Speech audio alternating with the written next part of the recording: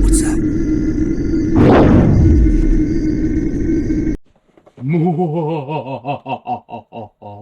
Halloween is approaching.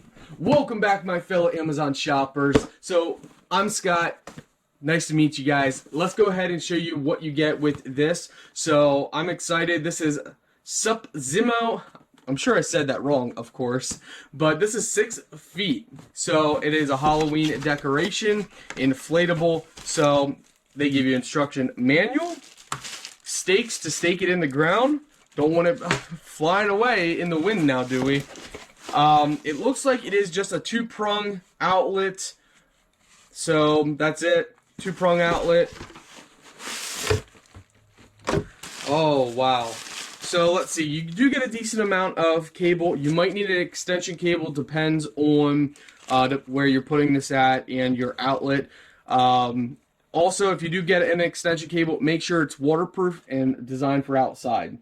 Let's go ahead and open this up and inflate it and see what it looks like.